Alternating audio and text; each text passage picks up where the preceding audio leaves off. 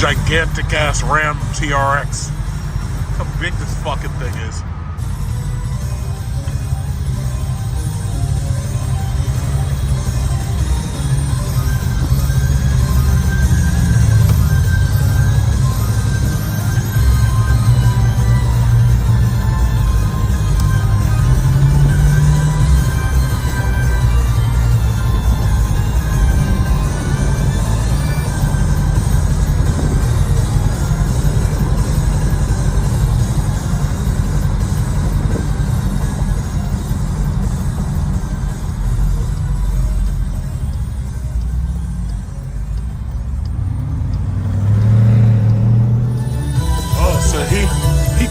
He cut off of one street and he got right back onto the main street. This guy.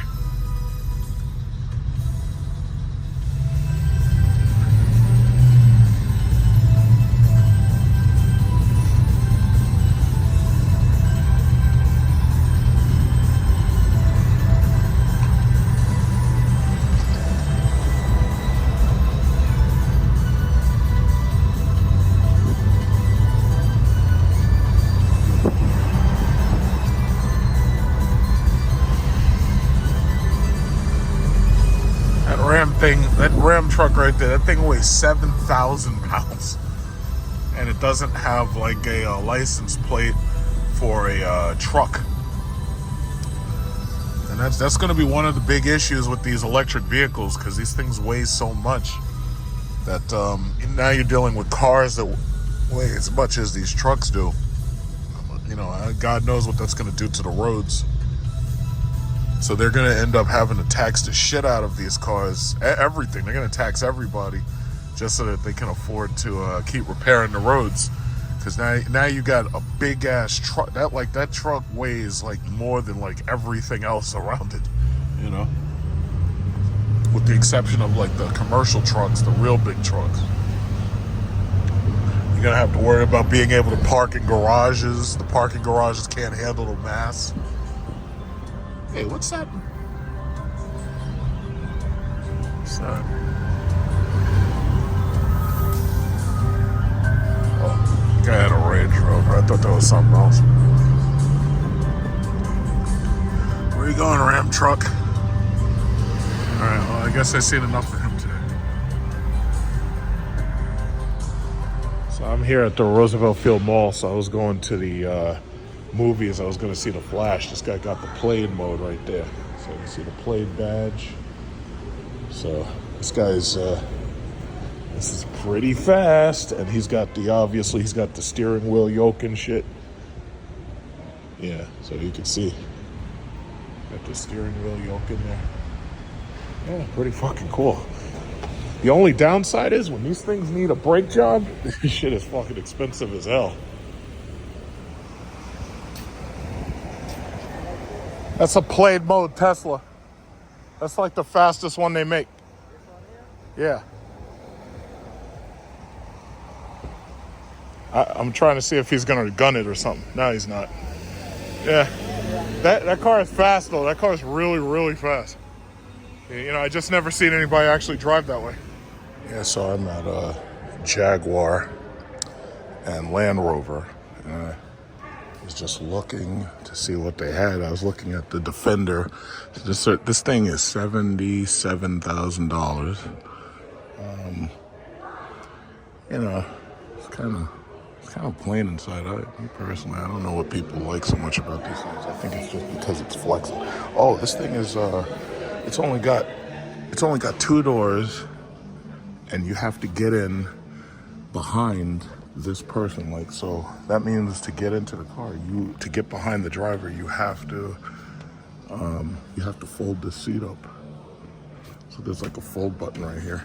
Oh, and it automatically does it because there's a button right here that lets people get in the back. I've never really noticed that this thing only had 2 doors before. Yeah, no thanks. It's kind of small. Apparently it has a V8 though.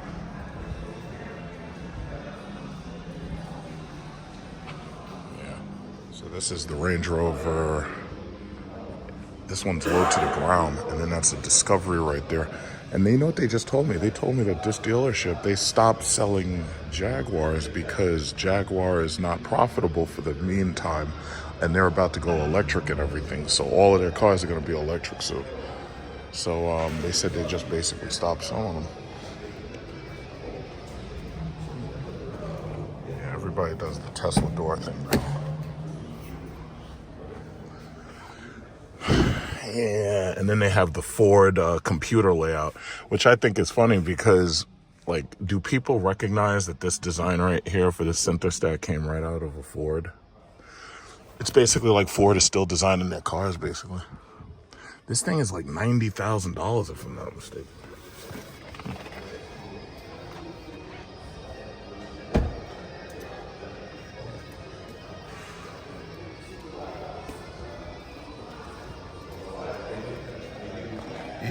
Oh yeah, it's 80,000.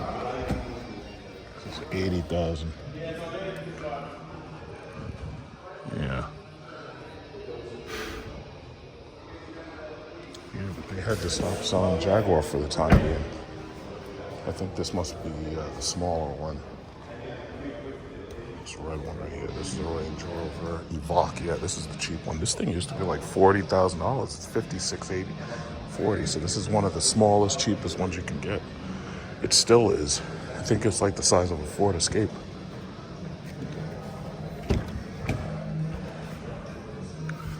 I haven't looked into a Land Rover or a Range Rover in a while.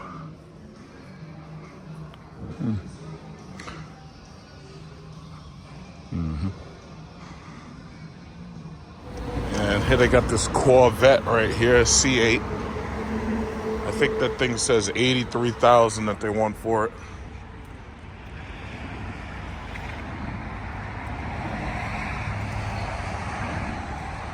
Yeah, I tell you, the Corvette C8, by putting the engine into the back of the car, I mean, yeah, they definitely made it definitely more desirable for people who would normally want an exotic car. The problem is, most guys who like Corvettes, they want their engine in the front, and they want that classic Corvette look, which this does not have. I honestly don't think this car is going to age that well. I also don't think the C7 is going to age that well. The C7 and the C8 are just too radical looking. It's like they don't look classic. The classic Corvettes, like the C6, the C5, I think they fetch much more money and more attention, especially in the resale. So, you know, it is what it is. But yeah, not a single Jaguar. All the Jaguars gone. For now. They're saying that they're going to remake the XJ into an EV. That should be interesting. I'm going to go over there and look at Cadillac. Get me a ETA, if they can give me one on my goddamn car. And down there at Porsche got a Lamborghini Aventador down there. They've got a Rolls Royce next to the Aventador. But see, those cars are so old. That Aventador is like 12 years old now. That car is so old. All these cars are so fucking boring now. It's like everything's boring. Yeah, try not to hit me. Black man crossing street, please. Yeah, those cars are boring. It's like that Aventador, yeah, it was cool when it was out, but now it's all about the Revuelto, and nobody can afford that because that shit's like $800,000. You ain't gonna see no damn YouTubers in a Revuelto no time soon. You know, those cars are boring. Even those Rolls Royces, I love those cars. I mean, they're very, very nice cars, but I mean, who the fuck's got $350,000? It's like, what's going on here? Look at this guy at this Yaris or whatever the hell this is. This guy act like he's got the sport mode on.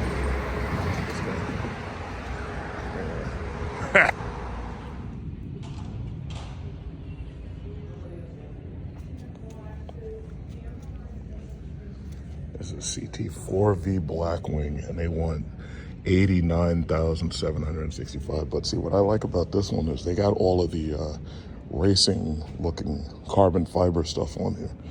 It's got a lot of stuff that's on there. It's a little too small for me, but I'd rather have a CT5. But it's nice. Anything else? Escalade. Pay $200,000 for an Escalade. Yeah, silver is definitely my favorite color.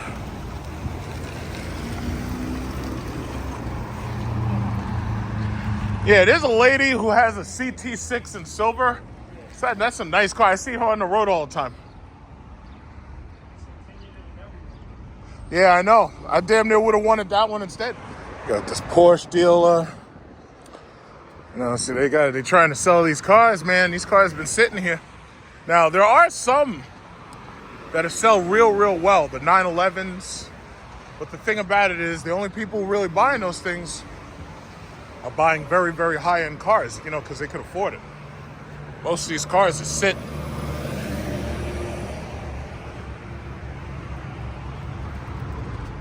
Yeah, so some of these cars sell well. A lot of these cars are just sitting here. Especially with these interest rates aren't joking. These interest rates are kicking ass. Like, these interest rates are telling people, yeah, you ain't got enough money for that.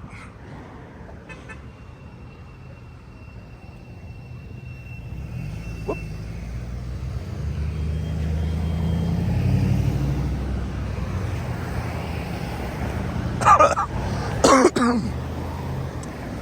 I like that color on that S-Class. I'd tell you, that W223, that was a pretty good model.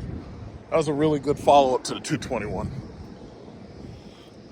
Yeah, so this is the Porsche used lot. Bentley right here. See, these damn things depreciate so freaking fast. Nobody wants to keep them. They got this Acura NSX nobody wants. I'm sure somebody wants it. It's just that they ain't buying this shit. SRT Durango. But it's not a Hellcat Durango. They had a Hellcat Durango here once. That shit sold right out. Urus. And it's like if you live in Dubai, you basically have to have a Rolls Royce and you have to have a Lamborghini. If you don't have both of those, you don't really live in Dubai. You're just renting. This one's a Ghost. Yeah. This has a Kriesag exhaust. I don't know how much they want for it.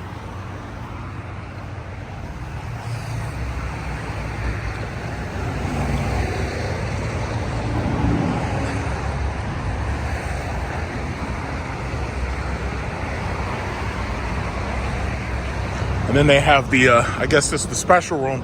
One time they had a 918 in here. They have the STO. Oh, they have a Huracan in there. So this is the special room right here. I really feel bad for Dodge. Dodge is pretty much dead. Like, this is the car right here, that the Hornet that's supposed to save it. And, you know, it's so sad. It's like, I see nothing here worth wanting, honestly. It's like, without these Hemis and these Hellcats, it's like they're dead. They're just dead. I'm sorry. And most people would rather take in fact, these Durangos and these Jeeps are still, man, these things are selling hard. Because the thing about it is, people got big-ass families. Nobody want no motherfucking small-ass cars. Like, what the fuck? I said it months ago. I said it years ago. I said, you got to make these cars big, huge, and fucking fast. This car is small, real small, and slow. And I'm sorry, it's like, you gotta make it big, huge, and fucking fast. You gotta make it like this. It's like, I don't know what the hell is these people's problem. It's like, what are y'all doing? I got my coffee right here. I was coming in checking about an oil change and this, that, and other. It's like, I don't know what these people's problem is. It's like, you can't be, I understand that you're being forced into electric vehicles and everything. But, yeah, you gotta do something about that shit. Like, nobody want them little ass cars. Nobody want a Dodge Hornet. Fuck out of here. If I had made the Dodge Hornet, that shit would be like 1,000 horsepower. It's like, nobody fucking wants no goddamn Dodge Hornet. It's like, what happened? What are y'all doing? So they're saying that Stellantis is gonna take advantage of the Tesla charging network too. Pretty much everybody is. They ain't got no choice. They ain't got no choice at all. It's like, yeah, man. These cars, without that Hellcat engine, without that Hemi engine, these guys are done. You know, I have a question. Is this a law firm or is this a Corvette dealership? I'm not sure. Is this a law firm or a Corvette dealership? Because it looks like they're selling Corvettes out here. I don't know. I see this lady right here needs to make it very clear. This is not my husband's Jeep. Because she's a boss babe. So I got my own Jeep. I don't need no man. It's my body. I can do what I want. I don't need no man. I don't need no man to buy my car for me. I buy my car myself. It's not my husband's. You think it's my husband's car, but I'm a boss babe. I get what I want. I get money. I stack paper. You understand the society that we live in where women feel it absolutely necessary to let everybody know that they don't need no man. That's the society we're in. And that's the reason why the Philippines and Thailand are going to take this fucking place over. Come on, goddammit, let's go. So they're going to take this place over. And all the men are going to have like Philippine and Thai wives. And then that'll be it. So we're all going to be passport bros soon. Because we just, it is what it is. But it's like, what are you going to do? And granted, this is America. You're free. You're free to be independent. Yeah, you know what? This motherfucker is driving so slow. And I'm trying to see this woman's Jeep, who is not my husband's Jeep. Look at this. We're boss babes. We don't need no man. We're boss babes. Yeah. Freaking GMC driving slow and shit. I ain't got time for that. We're boss babes. We're like Barbie. You know how Barbie has the pink Jeep Wrangler and she has the pink G-Wagon? Yeah, well, that's what this is. We're boss babes. We're like Barbie.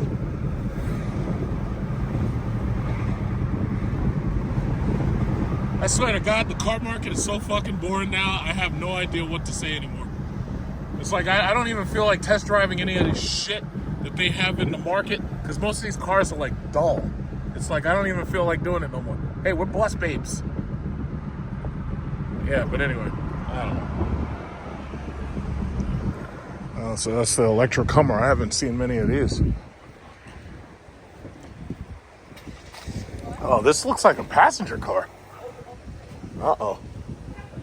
Yeah, these things are... I haven't seen any of these things. I gotta check inside to see if they have any. This looks like a passenger car. That fucking nice one. Yeah. Yeah, go inside. So this is the green Hummer EV. So they got a white Hummer EV there. And it's definitely... I don't know what size are these wheels. This is a 22-inch rim. And it's got, obviously it's got the truck tires. This thing's freaking huge. But see... They're talking, this thing is 9,000 pounds. 9,000 pounds. So if they build an Escalade EV, then that thing is going to be the size of this. It's going to be the weight of this. And chances are the first Escalade EV, unless it's an ESV, it's going to be pretty heavy. It's going to be pretty heavy. So it's got this plastic running board and all that. Me personally, it's like, I remember the H2 when that came out, and I thought the H2 was, exciting, but only because it was so overhyped. And then I realized, I was like, the H2 is too small inside. I want to take a look. I'm going to go in there and take a look inside the car itself. But I think it looks better in white, honestly. Probably looks better in yellow. Probably looks even better in yellow, but I honestly think it looks better in a lighter color. But these things are just fucking ridiculous. I mean, you got the gigantic battery in this thing.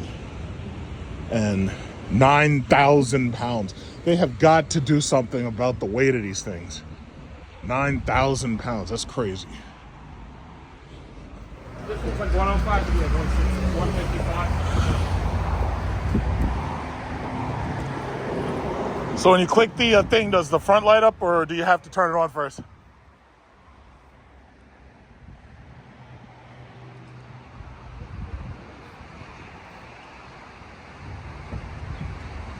I'm guessing this comes in yellow? I'm not sure. Oh. Orange? Well, no, it is.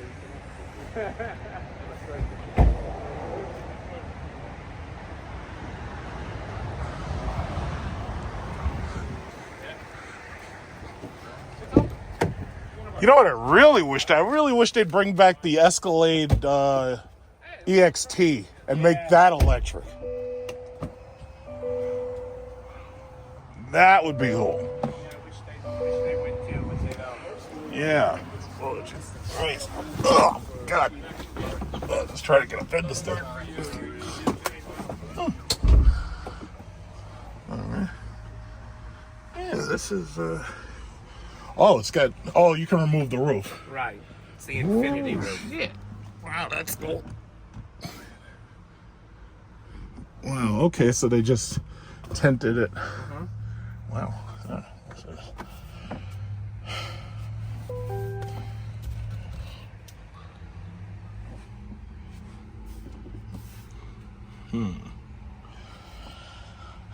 Let's see.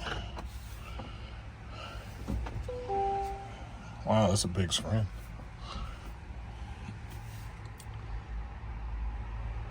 Oh, this is interesting.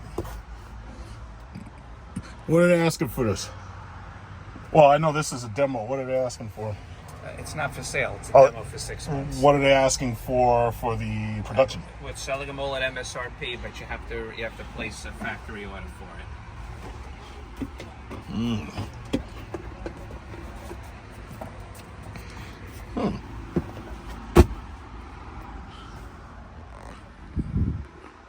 Range? I think it's 3 and change.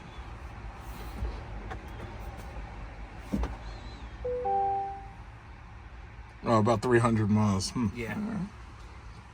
All right, there's an SRT white Jeep right behind me.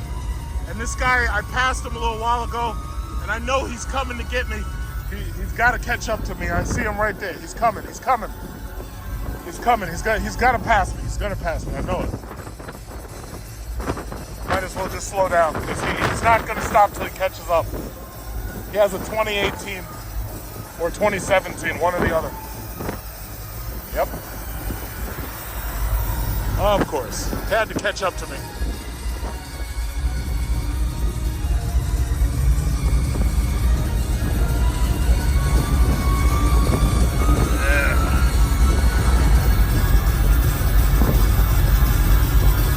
It's a nice day out here.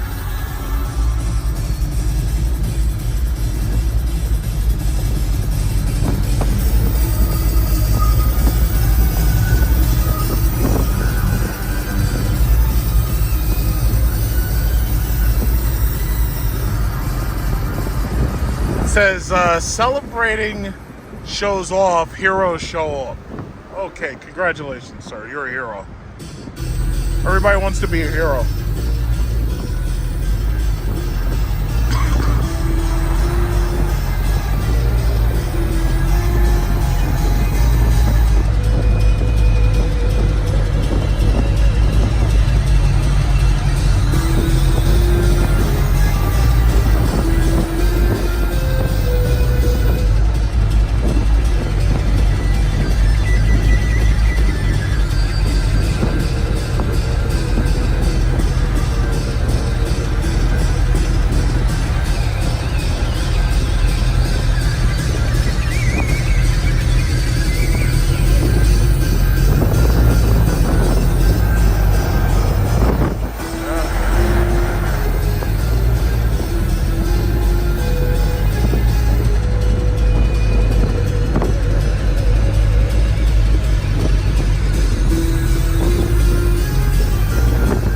Not really much going on out here. It's just people on their way home.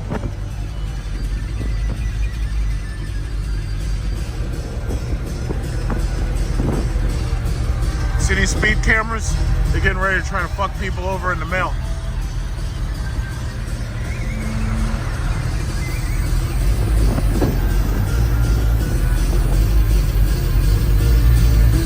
This guy's stepping up. Oh, come on, really?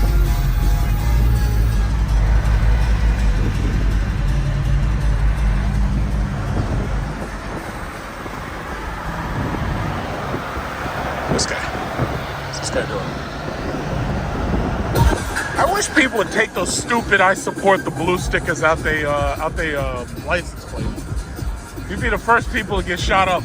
when somebody calls for a wellness check and you gotta, I support the blue. I think that shit is hilarious, honestly.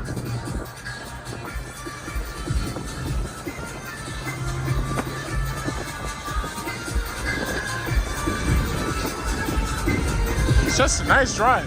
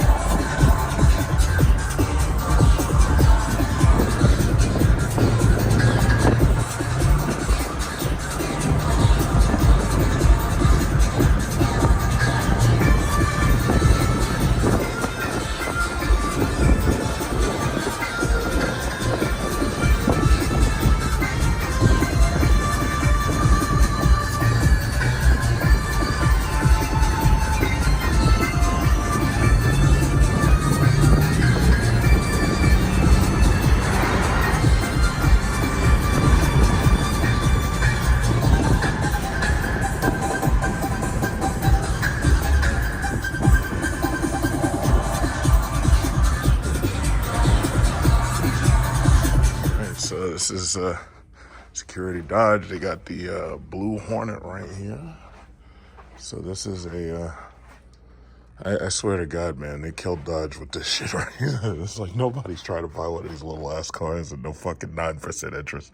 $35,415. Yeah. Right, yeah. Alfa Romeo Tonale, right? This would be a cool replacement for the Compass, but I mean, you know, $35,000. I guess you can't really ask for much. You know, $35,000. You know, it is what it is. I gotta get out here and look for these Hemis, these real Hemi cars.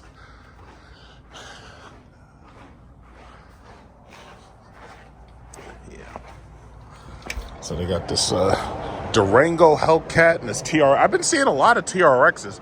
My guess is it's easier for them to build TRXs than it is for them to build a lot of these cars, because after all, the TRX is a truck. It's easier to build trucks. It's easier to make these parts, I think. But they got this Hellcat Durango. I'm still a little disappointed that they didn't give the Hellcat Durango really special wheels like they gave the Jeep SRT, but... And this is pretty much the same one from the left. Wait a minute. No, it's not. Oh, shit. This is a different one. And they want more money. You remember last time it was $94,000? This time the markup is $15,000 on $106,000. And this is $121,000. God damn. $121,000. See, and this right here, it's like... Nah, 121,000. Jesus Christ. Last time it was 94. Now, does this have the TVs? Does this have the TVs in the back? Oh shit! This doesn't have the TVs in the back. They want 121,000. This doesn't have the TVs. Oh man! If you're gonna charge top dollar, you gotta have the TVs. And then there's the Ram truck. This is my favorite. Oh, let me see what the markup on this bastard is. It's probably $40,000. Let's see what this is. Oh shit! $30,000. This is $139,990. Oh my god. Oh my god. We're just marketing them up like crazy this week. Jesus Christ. I said it was going to be $40,000. I didn't know the whole thing was going to be $140,000. And you know, I was looking at that Hummer. They want $155,000 for them goddamn Hummers. That shit is crazy. The thing's 9,000 pounds and does like 0 to 60 in 4 seconds. That shit is crazy. It's like, what are we coming to? I thought we were trying to save the earth or something.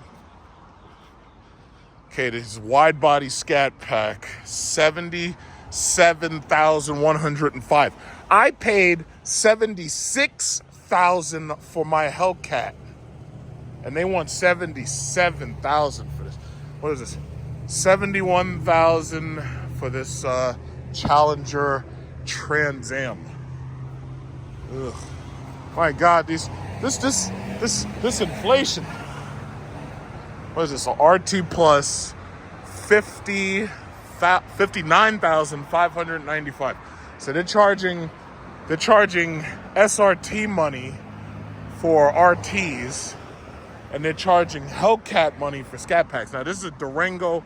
Oh, you know what? This is $94,000 for a Durango SRT 392. $94,000. So these markups, my God. $10,000 markup. Oh my God. Does this have the TVs? Oh no, it doesn't have the TVs. Oh my God. No TVs. You don't have the TVs. And what am I supposed to do when my kids won't shut the fuck up? It's terrible. It's like I need TVs in the car now. It's like everybody got TVs in the car. I need TVs. So this way when the kids are on the road trip and I tell them, everybody, listen, shut the fuck up, or daddy's going to drive this car off a cliff. It's like, then they'll be quiet. It's incredible. Yeah, I was here to get an oil change and possibly a transmission, what is it called? A rear differential fluid change or some shit. So. Oh boy, nice and early. It's 7 o'clock. This guy's got his Lincoln. He's chilling. Is this guy blasting Jay-Z? Really? This guy is blasting Jay-Z. This guy looks like he's from the Ozark Mountains. He's blasting the Jay-Z. I can't mess with him though. He's cool. I guess he's cool. I don't know. Because he probably knows that song better than me. Because I don't know any Jay-Z songs. This guy probably knows them better than me. Straight out of Compton. He probably knows all the classics. I don't know the classics. This guy probably knows them. This guy probably knows all the classics right there. Look at this guy.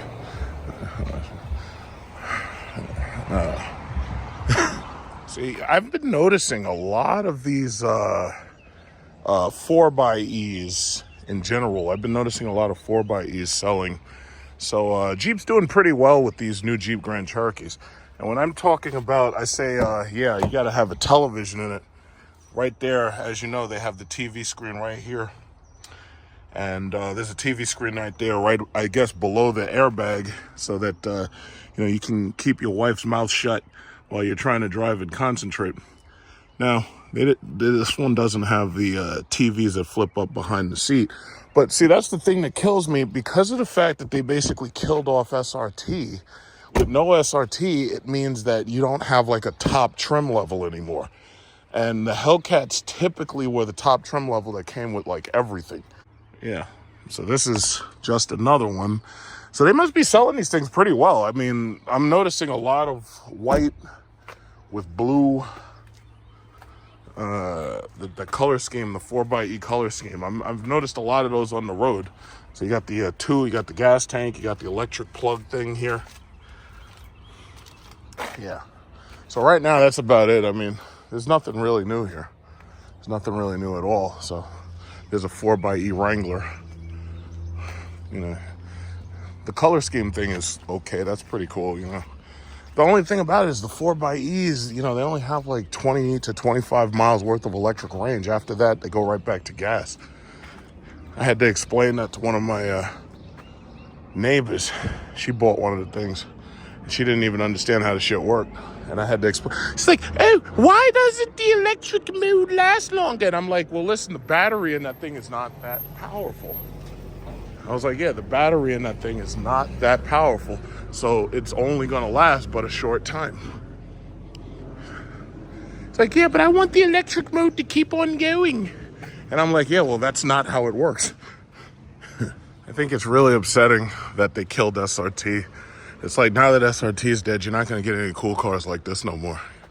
It's like all the cars are just going to be like, Dodge Hornets and shit. That's not exciting. I'm pretty sure Walter White here agrees. Hey, Mr. White, we're going to make some F. Yeah. All right, well, I guess I just got to keep on waiting, sipping my coffee. Yeah. Oh, look at this one. This just came in. Durango Hellcat. This one is still being panned in, I see, because they don't have the codes on it or something. What is this? $103,195. And it's got the red interior. Still no TVs. These people.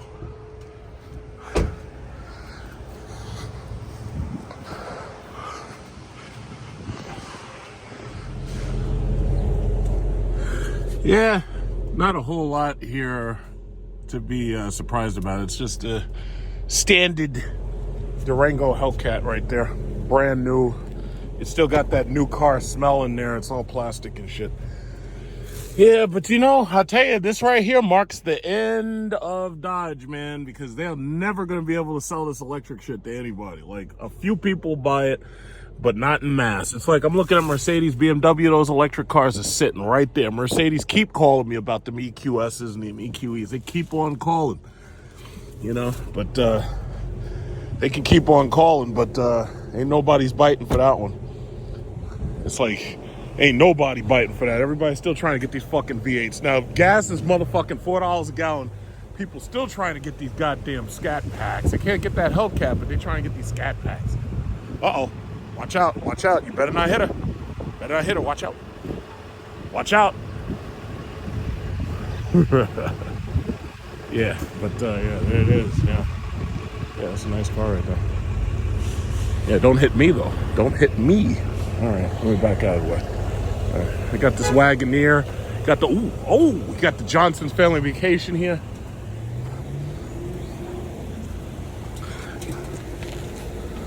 You're the one with the green Hellcat, right? That's me, yeah. Yep, I can tell by the color.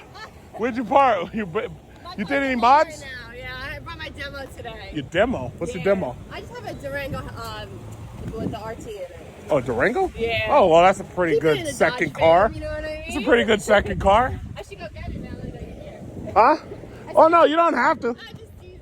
Yeah, well, we'll see you on Instagram. All right.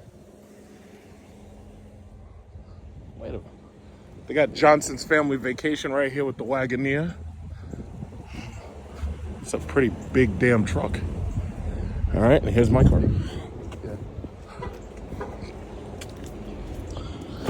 All right, let's get out of here.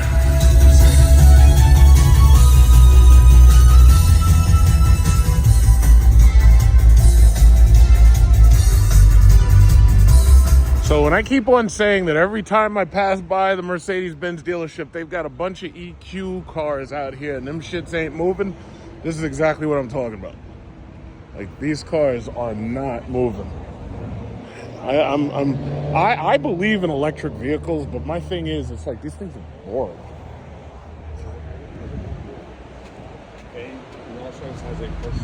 So we got the EQS SUV here. And this is the EQS car. I'll say, so they got the EQEs on the other side. Oh, except for that one, that's the EQE, but these fucking things ain't moving. I wonder when they're gonna get the 2024 E-Class. It's like everything's so fucking boring, though. It's like either everything's boring or it's just way overpriced. And it's really fucked up because basically anything that's exciting in the least has like a fucking $20,000 markup, except for these. They're trying to get rid of these as quickly as they can, but they can't. They're fucking sitting here every day. Yeah, there's really nothing new. Just EQEs, EQSs. They're Germany, I understand, is being forced by those goddamn European socialists to push this electric shit as hard as they possibly can. Now, the underlying fact is that the neocons by now have realized that they lost the war against Russia. So because of that, they're basically trying to get us off of foreign oil as quickly as they can, because it just so happened that besides Saudi Arabia, Russia was a huge player in fossil fuels and this, that, and other. And don't be fooled by all that bullshit that you got people talking about. Oh yeah, well, the Venezuelan and Russian oil is dirty, and all oil is fucking dirty. Get the fuck out of here. You got the goddamn forests in Canada burning down right now, and they got fucking orange skies in America, and you're telling me you worried about some fucking oil? But anyway, bottom line is, Europe is pushing this shit as hard as they could possibly push it, and the simple fact is it ain't working. People ain't spending motherfucking 9% on your bullshit electric cars. They're just not doing it. They're just not doing it. They want gas cars. Now, see, me personally, I'd rather be able to get an S-Class or something that's fully electric. I don't want no fucking ugly-ass EQS, but I'd rather be able to get a S-Class. But you can't do it because everything's fucking sold out. And anything that's not sold out, they're overcharging like 20 and 30. I'm not paying over sticker. Fuck them. It's just that simple. It's a nice car. This is the Maybach though, so you pay like $300,000 or $400,000 for one of these damn things. That's a big ass fucking car though.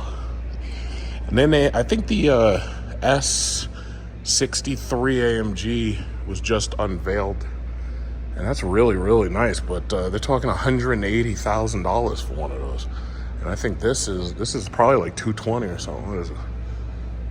This is $258. Oh, I was close.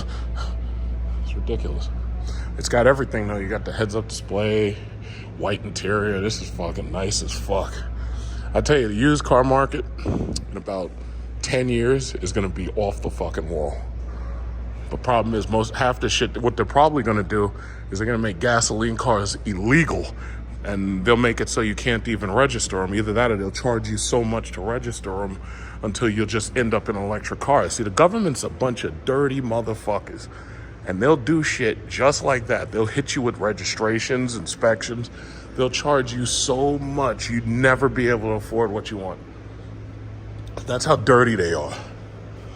Meanwhile, Hunter Biden's up there pleading illegal to shit. And then the thing is, even when they find out that this guy's a criminal, what do? They sink a sub so that they have something else to talk about. That's what they do. That sub shit was a motherfucking distraction. That's the bottom line. It was a distraction. We had like a boatload of people. There was like 500 people on a boat and that shit sank. They spent about 2 minutes on that shit on the news. And then the sub goes down with like 5 people on it who we don't even know or care about. And all of a sudden that shit is national news. Get the fuck out of here, man. That shit was a distraction. That very same day, Biden was pleading guilty. His son is pleading guilty. It's like, come on, man. Who you fooling? Who you fooling? You got everybody fooled. It's disgusting. It's absolutely disgusting. Absolutely disgusting. EQS, nobody wants this. It's too small. It's too small. You ain't killing Tesla like this. Tesla's gonna whip your ass and eat your lunch. You ain't killing Tesla. Who you kidding? Trying to kill Tesla with the EQS. Get the fuck out of here. But man, Tesla's selling the Model Ys and the Model 3s so fast till they look like they Toyota Corollas. Yeah, I've been through this before. See, and I do think that Mercedes did a smart thing by making all of their interiors pretty much the exact same. So it doesn't matter if you get the cheap one or if you get the newest, most expensive one. You still get basically the same interior. I mean, this car basically doesn't have anything less than that Maybach upstairs has, you know? And you get the same exact computer, you get the same exact basically everything. The only downside is the outside of the car is not as cool, you know? Some people buying SUVs, they don't really care what the outside looks like, but, you know, other people like the styling of certain cars more, and they specifically want a specific style, you know? But I have to say, they did a great job with their interiors. I think they have the best interiors. But it's just that the outside of these cars is boring as fuck. Some people say they look like jelly beans. Hey, Mercedes. Hey, Mercedes. How may I help you? Change interior to blue. Okay, I'm changing. I love being able to fucking do that. I love that shit. It's like if I was just in traffic, just playing with that, I would just keep doing it. Like, just, you know, it's just fun. I don't know why. It's so pretty. It's so cool. You can customize a LED color. It's like an Alienware computer, and I like Alienware. I love Alienware. You know. Let's see. Hey, Mercedes. Hey, Mercedes. How can I help? Set interior to purple. Okay, I'm changing the color. That looks a little bit more pink than purple, but yeah. Hey, Mercedes. Hey, Mercedes. How may I help you? Set interior to red. Okay, I'm changing the color. Yeah, that's pretty good. But, you know, and it's funny, the S-Class's LED cutouts actually are nicer. Like, they're thicker and bigger and everything. It's like, this is, and the EQE has the same exact thing. This is just a 450, so this doesn't have the hyperscreen. That one in front of me is a 580. That one has the hyperscreen. But I tell you, if cars are like this now, it's like someday when they lower interest rates and someday when they stop overcharging these fucking things, maybe people will actually be buying them. Because right now, they've got a boatload of these things, and these things are not moving. My guess is at the end of the summer, they're going to have to knock $10,000 to $20,000 off of a lot of these cars. So if you're planning on buying a car, just wait. If you wait till the end of the summer, chances are you're going to get some crazy deals. Because this stuff ain't moving. You see that guy right there? That guy right there is depressed. He looks like Captain Sully after he crashed his plane into the water to save those people. It's like there's nothing moving right now. It's like the government has these the government's about to raise interest rates again. They did a pause, and the pause kind of spurred home sales, but car sales is in the toilet. It's like, yeah, it's like this stuff ain't moving. This stuff ain't moving. God help the man who got to sell this shit. It's like third prize is you're fired. You know, let's see the next one. Let's see the 580.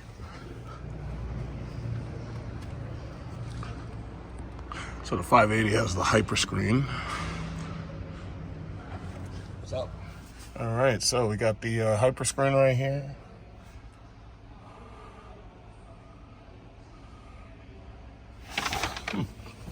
Oh, shit.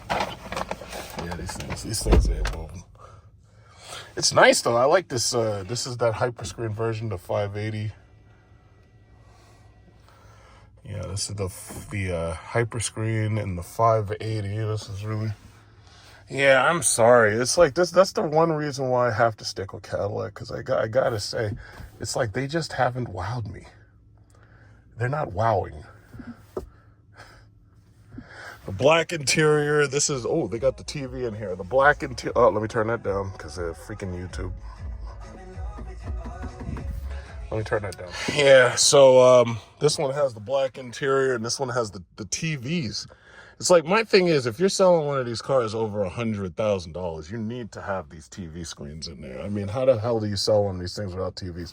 And then they got the hyper screens so your wife can watch TV. Like, if you're trying to pay attention while you're driving, it's like you just tell your wife, listen, be quiet, watch the view, leave me alone. And that's it. So, hey, Mercedes. Hey, Mercedes. How can I help? Set interior to blue. It's not as nice in the white.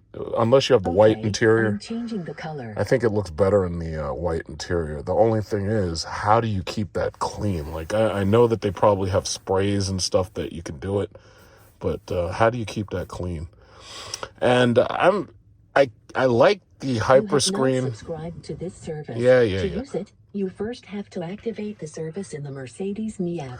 Thank you. So anyway, I like the hyper screen, but it's funny because Jeep gives you the hyper screen too. You know, it's like, why should you have to spend $100,000 plus, and Jeep is giving you the same shit for like less? It doesn't make any damn sense.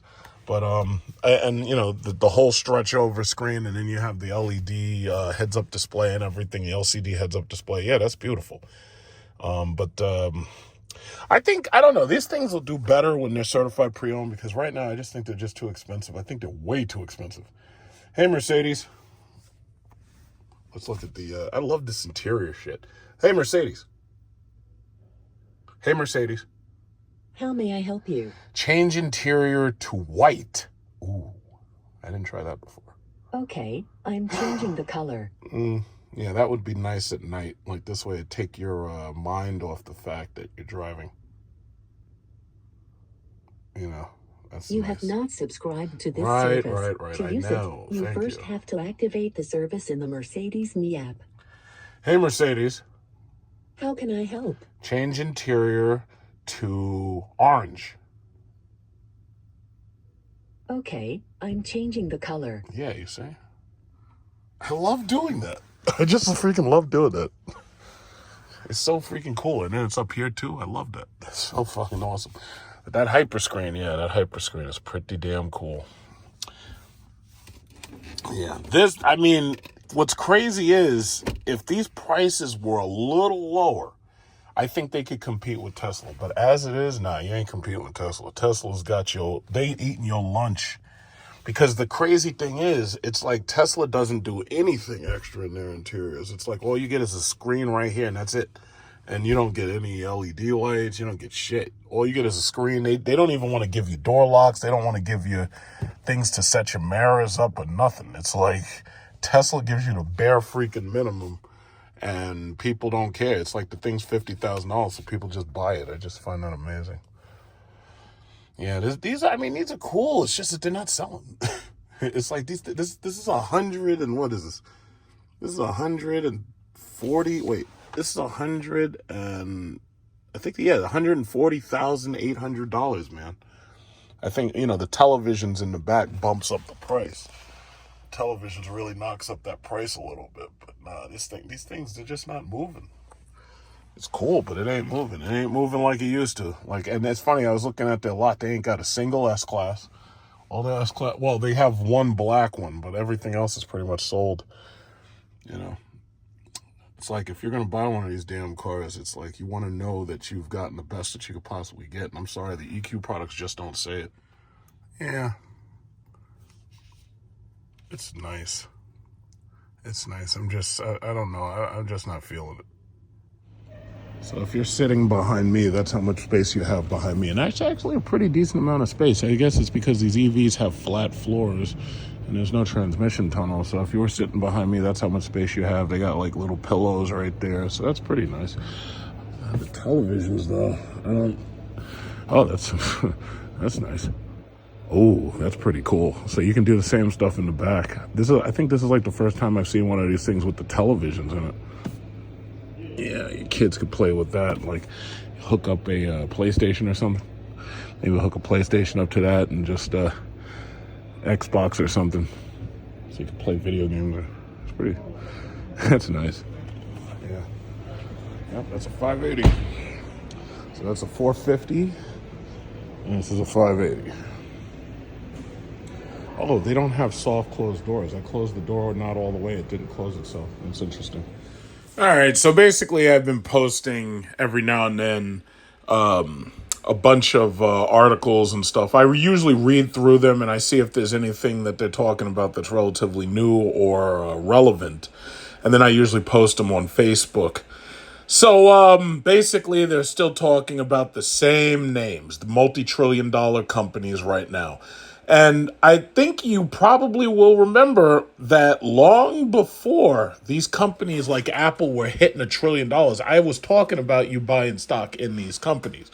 Apple was the first. I believe Microsoft came right after Apple. And the thing about it is, like, for example, here's a pyramid that I posted talking about dividends, paying stock yields. And the thing that you have to understand is that when you're trying to buy stock and you're trying to collect dividends in the long term, you have to remember this is supposed to be a slow, long, boring process. This is not supposed to be exciting. I'm pretty sure that somebody like Warren Buffett, he would probably tell you the exact same thing. This is a slow, long, boring process. In fact, in building up your portfolio to earn dividends, you might not even be the one to benefit from it. It might be your kids. You might make a portfolio, a large portfolio, and you may end up passing that down to your children and your children being able to use that money or continue adding to that money. See, the thing about it is a lot of people don't understand intergenerational wealth. They don't understand that it's not something that comes right away. It's something that may take decades, may take a long term. It may take a long term to build up savings. It may take a long term, even in real estate. If you start with one house and you build up to another house and then you die and your kids create another house and now you got 3 houses in the family, maybe 4 houses, maybe 5 houses. The simple fact is this takes a long time and it's a laborious process. But if done right, you can have kids who are working, not paying rent, able to reinvest their money in more property, whatever that property might be, appreciating assets mostly. And my thinking is there's some people who are very, very impatient which I can almost understand because some people just want what they want now and they're not willing to wait for it. The only thing about it is impatience often doesn't breed good conclusions. So I've gone through dividend paying portfolios, like in probably my last couple of videos. I already did that. I might do that again this time just to talk about the main stocks that I buy.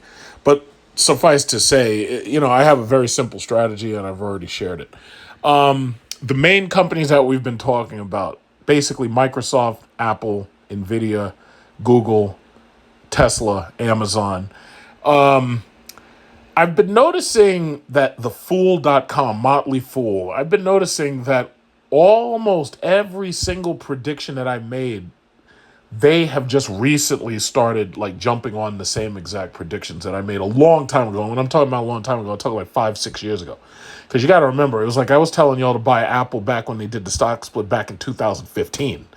And Apple doing their stock split, I believe, set off a bunch of other companies to take notice, and they started doing theirs. Because from what I remember, Apple did their stock split. I believe Tesla followed after them. Then I believe Apple did another one, and I believe Tesla did another one. And then you had some other companies try to jump up and tried to do theirs, like Nvidia came first, and then after that was like Amazon and Google. They basically announced theirs around the same time. And I always knew that Amazon and Google were going to do stock splits for the simple reason that when you have stocks that are $2,000 and $3,000 a share, nobody's going to buy into that because unless they're rich, they're not going to buy fractional investing. They're not going to want to do that. So what they did was they chopped their stock into like a 20-to-1. And then a bunch of people bought at least one share, and that share turned into like 20 shares or whatever it was. Google and Amazon basically did that at the same time. Tesla, I don't know what their future looks like, but the thing about it is Tesla has so much going on that Tesla, when it comes to artificial intelligence, when it comes to production of new cars, when it comes to production of subscription-based charging systems, I've been saying it for a long time. Tesla was worth the money. Tesla was absolutely worth the money. So the reality is, if you're already in Tesla, you should hold it. If you're not in Tesla, I'd hate to tell you to buy it now because I kept telling you to buy it before the split. But bottom line is, if you're not in Tesla, sooner or later you're going to want to get in. But me personally, I like the multi-trillion-dollar companies because these guys are huge. They have risk assessment. When it comes to artificial intelligence, they will find smaller developers. If they see stuff that they like, they will buy those companies out. For example, one perfect example, Apple bought that app Shazam. And Shazam, as you might know, Shazam was an app that was used to very quickly tag songs on the internet. Like if you're listening to a song in a disco club or something and you didn't know what the song was, as soon as you hit Shazam, Shazam automatically tags the song and it finds out what it is and it makes it so that you can buy it. Apple bought that because they saw it, they liked the technology, and they just bought it. Up until they bought it, it was an app on iOS. And then when they bought it, now it becomes Apple's, and Apple can do with it whatever they want to do with it. So my point and my philosophy in this is the big companies will see the little companies. And if they see the little companies have stuff that they want, like if there's a breakthrough in AI with a little company, chances are that little company is not going to grow very big. What will happen is the big company will buy the little company. And if they don't buy the little company, they'll license their technology. One way or another, the big company is going to diversify and they're going to thrive. I don't think anybody can argue that Apple diversifies itself. I mean, they're almost worth $4 trillion, for God's sake. They're saying within the next 10 years, Apple's going to be worth $4 trillion. So Microsoft is right behind them. Microsoft is almost $3 trillion. Tesla is flirting with the $1 trillion mark. You have Nvidia that very quickly blew up to $1 trillion. And it's going to keep going that way because the reality is, even if you took AI out of the picture, some people are calling it an AI bubble. Even if that's true, if you took AI out of the picture, you'd still have Nvidia being the number one GPU manufacturer. You'd still have companies like Intel making those CPUs that are pretty much second to AMD but they're actually second to none when it comes to quality. See, it's actually a very funny thing. Intel makes the best CPUs. The problem is AMD makes very good CPUs that are competitive with price. And most people who can't afford the Intel brand, they'll take the AMD brand. Not only that, but AMD, I've noticed they have a lot of partnerships with low-end computer manufacturers. So when you buy like a cheap PC or a cheap laptop, you can get a cheap laptop with an AMD 8-core processor, and it's only going to be $999. If you bought that exact same powered processor with Intel, you're going to pay like $1,200 or $1,300. Money and cost wins every single time. Everybody's shopping with tight pockets, especially now considering the interest rates on everything are so high, and also considering, a lot of people are cash strapped because of this shitty Biden economy. It is what it is. So very quickly, let's look at the broad strokes. It says NVIDIA is trading at a rich valuation following outstanding gains this year, fueled by the booming demand for AI chips. AMD is trading at a cheaper valuation than NVIDIA, and it could start taking advantage of AI-driven.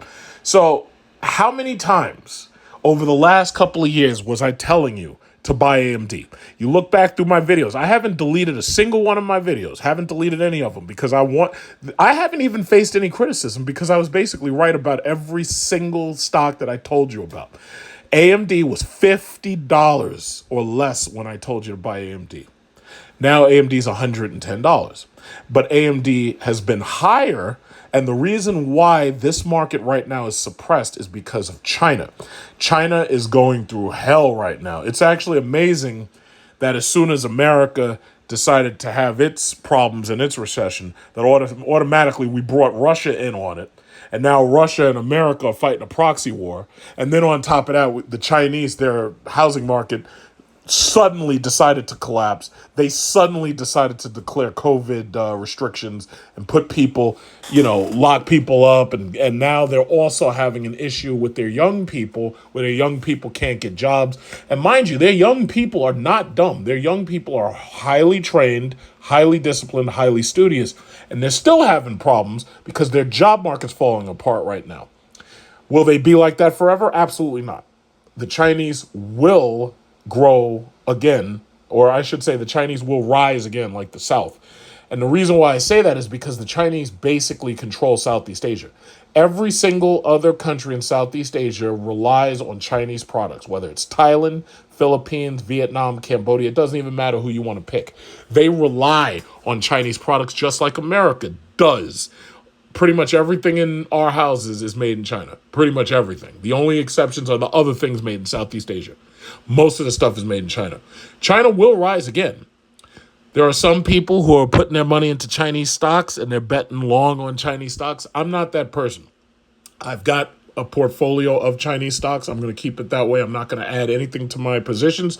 For right now, some of those positions are down, and I'll be perfectly honest about it because the Chinese market is down.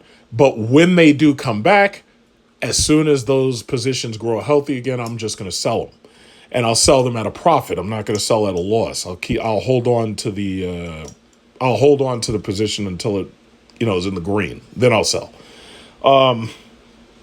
Who else?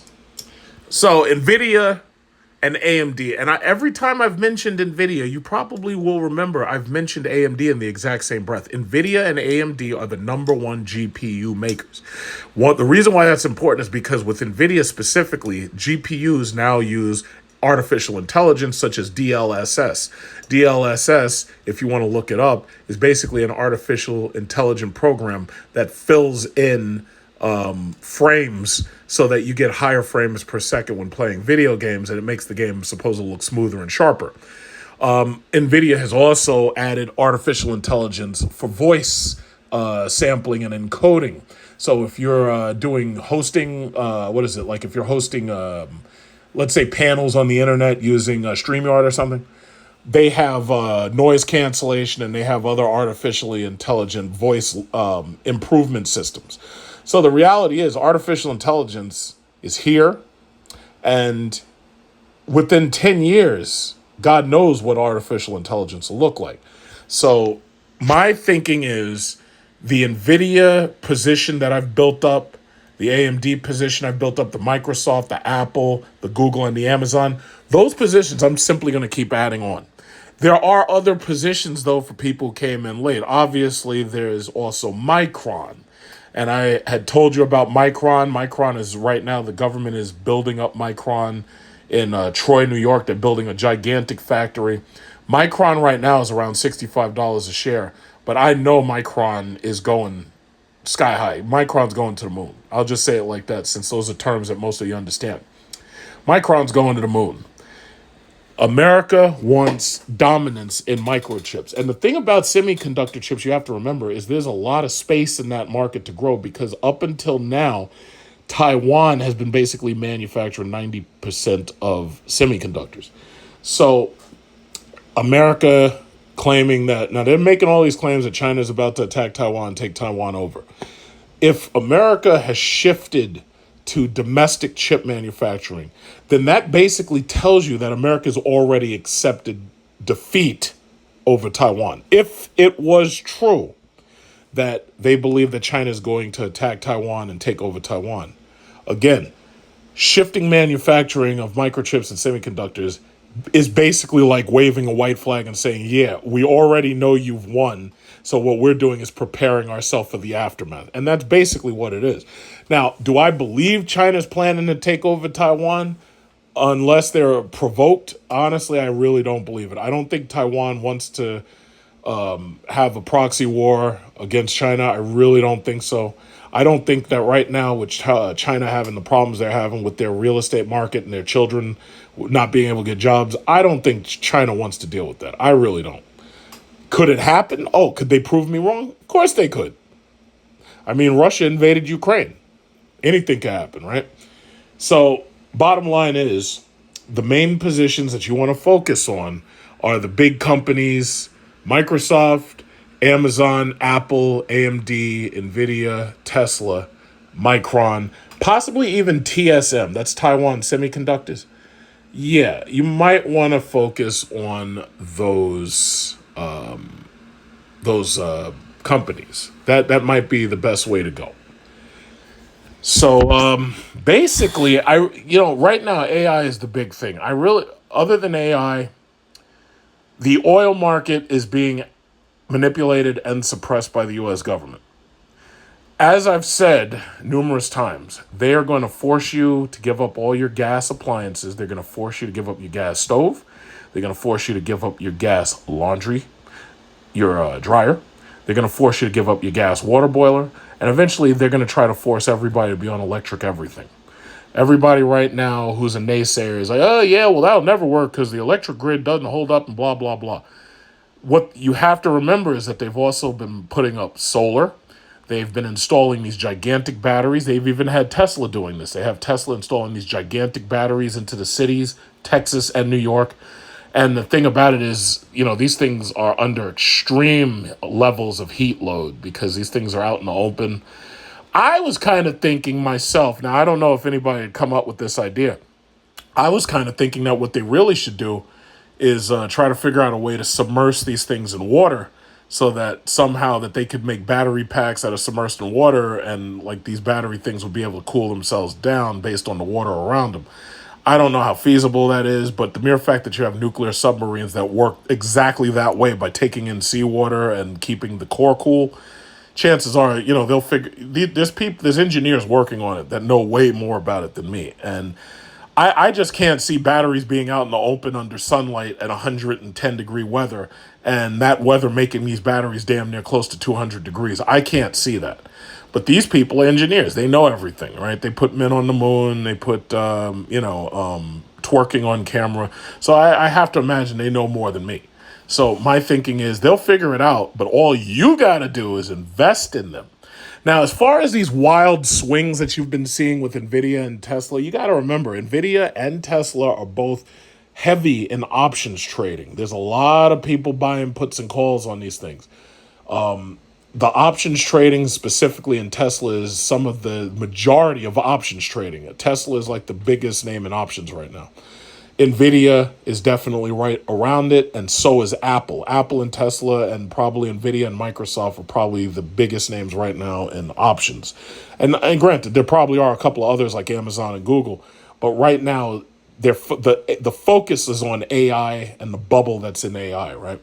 So if you're trying to build up your portfolio long term and you're trying to gain what is it called, dividends and dividend payments, to tell you the truth, if you're trying to do it right now, you're going to pay top dollar for just about everything you buy. The real better recommendation is to go after the cheaper stocks that do pay a dividend, which at one point you'll be able to get paid per share when you're trying to get these dividend payments, which is one reason I really recommend Charles Schwab. For one thing, Charles Schwab offers a $5,000 artificial intelligence trading system, which will trade stocks for you if you don't know shit about stocks and you just want to get started. You have $5,000, you put it in there, and they start trading. AI starts trading the stocks for you. So based upon the 5,000 you put in, either you see that number go up or you see that number go down as to whether or not it's working. But keep in mind, people who got in a long time ago are going to do better than you because they bought more stock for less money. If you buy in now, it's going to cost you more to get in. Now, if you want to trade yourself and you want to buy dividends, I recommend buying dividend stocks that are cheaper. So this way you can buy more shares for less money. And I'm going to just show you what my dividend payer list is that I personally own. And, you can make your decision from there. So, let me just show you what my dividend stock list looks like. Now, before I get to that, I just actually noticed something. Believe it or not, I made $1,800 today in my YouTube account. As you know, there's the one account that I started a long time ago, and I used it as a teaching tool here on YouTube. And I've showed you that account numerous times. I kind of stopped showing that account because I pulled a lot of money out of it in order for me to put aside for my new Cadillac electric car. And I know some of you are still like, oh yeah, when are you getting your Cadillac? Yeah, well, they haven't built the Sport 3 models. I ordered a Sport 3 model with 22-inch rims. I ordered a moonroof. I ordered, what is it called? Adaptive cruise control and what's called Super Cruise, which means the car can drive itself. All I can say is GM is slow as fuck. They've got me in a position where I want to buy something else, but I'm not going to. I'm trying to be patient with them. If I be patient, I have a $5,000 rebate from GM and I have a $7,500 tax credit, federal tax credit for buying an electric car. If I don't be patient with them, I walk away with absolutely nothing, and then you have to go choose a different car like a BMW or something or a Mercedes because there's really no other options. To tell you the truth, instead of the Cadillac Lyriq, I would rather buy the Silverado EV. Silverado EVs, you're not even going to see those things for another year and a half, and I don't feel like waiting. I'll buy the Cadillac and I'll hold out and wait. But anyway, as you can see, CTIC, this was one of those biopharma companies I told you about during the pandemic. Back then, I bought it at about 80 cents a share, and they ended up being purchased by Sobi, and Sobi just completed acquisition of CTI Biopharma. So now that this acquisition is complete, what they did was the 200 shares that I had in one account and the 1,000 shares that I had in my other account, they cashed them out.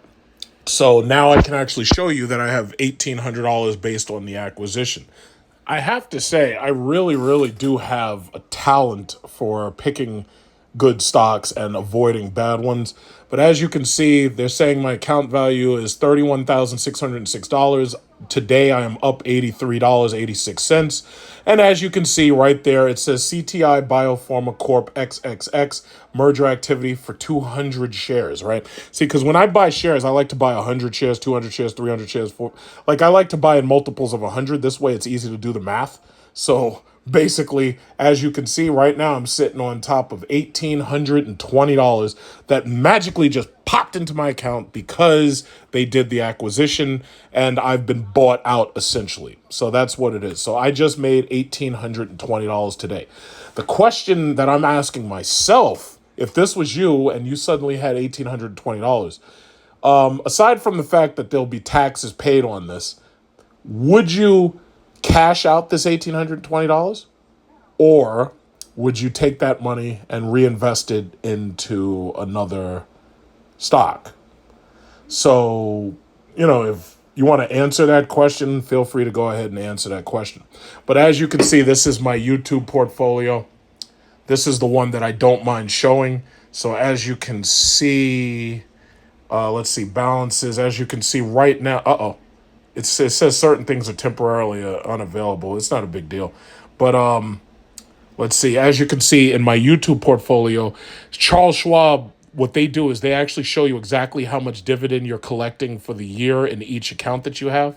And it shows you how much you have left to collect. So as you can see, my total dividend that I'll be getting as the years go by right now is $541, which is why I would like to take the money that I have, the $1,800, and reinvest it in more dividend paying stock, because I don't really need the money. I have plenty of cash. I have multiple accounts. I have plenty of cash, especially the money that I cashed out in order to wait for my damn Cadillac. So this is why I like Charles Schwab Investing. They make it very... their user interface could use a little bit of work, but as you can see, this is the only interface I've ever really used where they actually show you your dividend allotment, and they actually show you, what you're expected to make and everything. So what right here is gains and loss.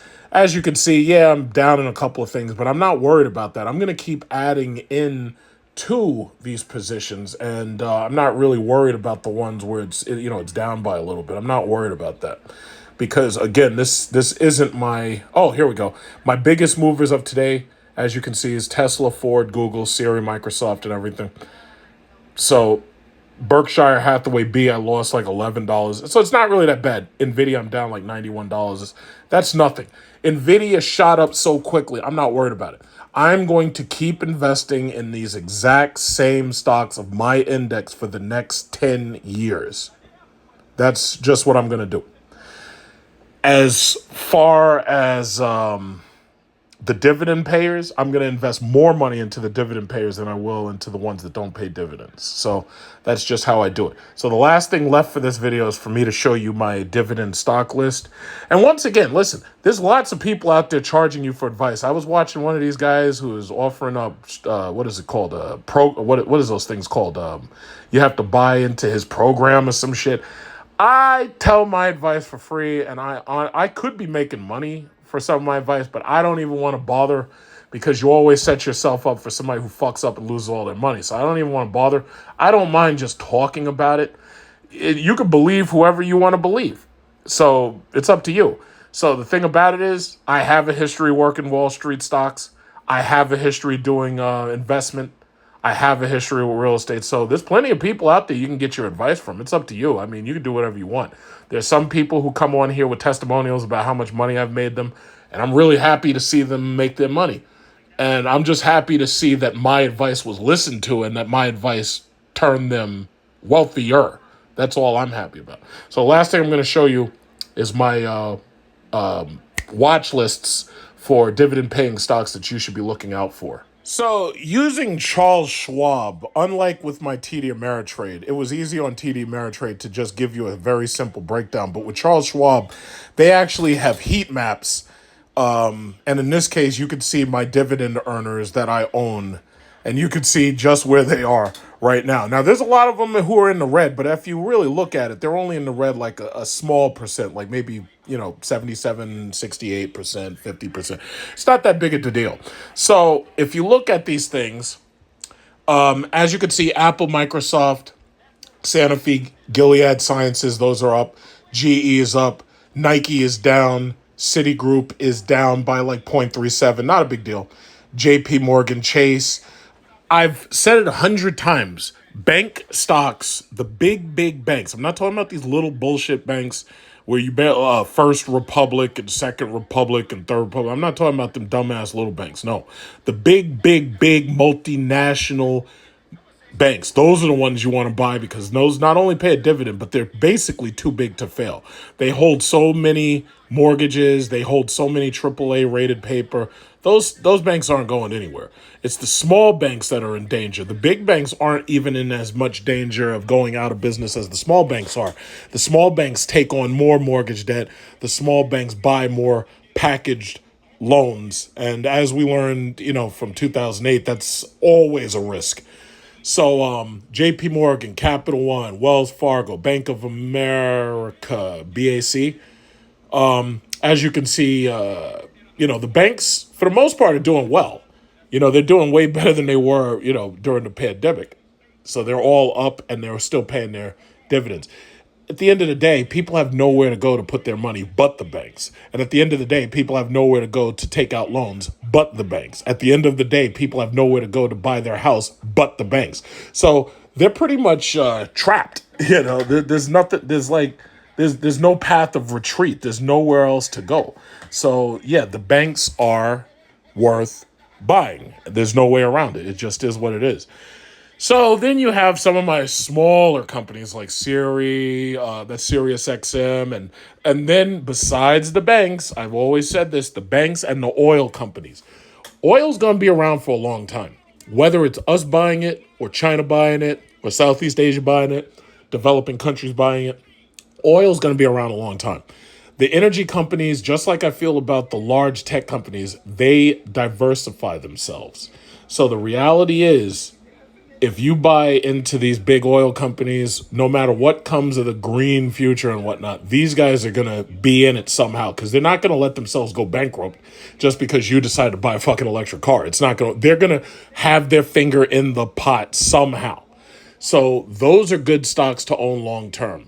I own a lot of Sunoco, I own a lot of BP, I own a lot of ExxonMobil, and I own a lot of Chevron.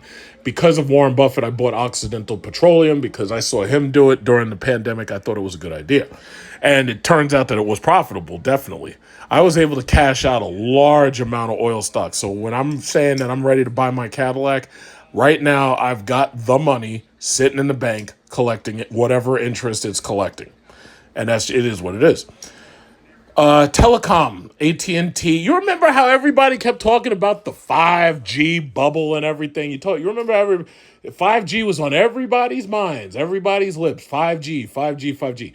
I told you back then, I was like, listen, don't go after these little 5G companies. Go after the big ones. Go after AT&T, Verizon, T-Mobile. As you can see, since those days of the 5G talk, all of these companies are way up from where they were anyway. Because I just don't trust the small see, the thing about it is I learned that lesson basically from cryptocurrency.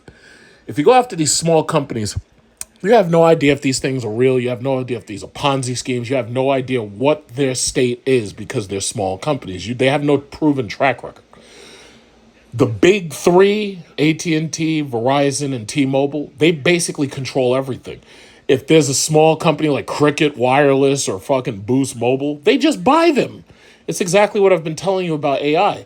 If somebody comes out right now and invents like iRobot, like where you got Sonny the robot and he's talking to Will Smith, what do you think Apple and Microsoft and Tesla are going to do? You think they're just going to sit back and say, yeah, they're over there building robots? No, they're going to buy them. They're going to buy that company out. They'll hostile takeover. They'll buy them out. They've got trillions of dollars. Apple's got enough money where they could damn near buy a country out if they wanted to. Think about that. They got money they got cash money. So my thing is, it's like these little ass companies, man, let me tell you something. If I invented fucking anti-gravity and I was like, I'm going to make billions off of this, Apple will step right in and be like, yo, listen, why don't you sell that to us? Because you don't know nothing. You don't know what we know. We know how to put anti-gravity in every iPhone. You can't do that, can you? I'd be like, you know what? You're probably right. How much are you going to give me? Well, we'll give you a check for, I don't know, about 10 billion maybe. I'll be like, okay, sold. And I probably could make more, but whatever. It's like 10 billion is, whatever. But that's what they do. They ain't going to let you sit on this. They're not going to let you develop this. They're going to come in, buy it out, and then they're going to have it. That's what the big companies do. I don't even consider it a monopoly because there's a lot of big companies fighting for, market share. Microsoft and Apple are two different companies fighting for market share. But they're not the only ones. Google's fighting for market share, building those shitty Chromebooks that I could barely figure out how to turn them shits off. And they don't have a left click button. And it's like really weird. Like every time I put my finger on those things, I hate those things. I hate Chromebooks. But and I feel the same way about Macs too. I don't like Macs either. That's why I don't have a Mac. I buy Alienware, but I hate Mac. Like Dell is worth buying too. I love Dell, but the problem is Dell has a lot of competition. My thing is, it's like the big companies will buy the small companies. It is what it is. You just have to be prepared for it. Shell, Ford, the automakers are definitely worth buying. The automakers pay dividend. They're definitely worth buying. I made a nice boatload of money on Stellantis. I made a boatload of money on Ford. I could cash out easily with just my automakers. I could cash out and make $30,000 or $40,000 cash, and that's not really a huge gap because the problem is I don't want to sell. There are certain shares I don't want to sell. And the reason why is because these companies have proven that they are recession proof. During the recession, they had Ford making PPE, Stellantis, GM. Everybody is lined up making PPE, and all that shit didn't work. But they had all of those companies lined up to prove that they could make PPE. Oh, yeah, we can make masks. Your mask didn't even do nothing. So, I mean, they've proven that they're recession proof. They can't make a car worth the fuck no more. Ford's got the Lightnings out there getting repoed. They got the Lightnings, the batteries are messed up. They got the Mustangs, the batteries got problems. GM can't build anything to scale. I'm still waiting for my damn Cadillac. Where's the Chevy EV? Where's the Blazer EV? Where is it? Exactly. So this is what I'm saying. I don't know what the hell's going on with them, but I'm pretty sure it has something to do with China and Russia. I'm pretty sure it's the destruction or the disruption of the supply chain. So, it is what it is. But this is my dividend paying list. This is my dividend paying list. There are some of these that are cheap that you can see. Intel, for example, is cheap right now. Intel continues to pay their dividend. Why not buy Intel, AMD, Micron? Why not? Those are the ones that you should be focused on. Is Micron on here? Or maybe I forgot to add it for you. I know I have it on a different list, but Valero, Occidental, these are my heroes here. Now, I understand that you're looking at a lot of red right now, but if you really look, they're only down by like a few percentage points. They're not down by that much. So this is all I'm saying right now. So basically, I guess that's it for this video. So if you have very, very specific questions, feel free to ask.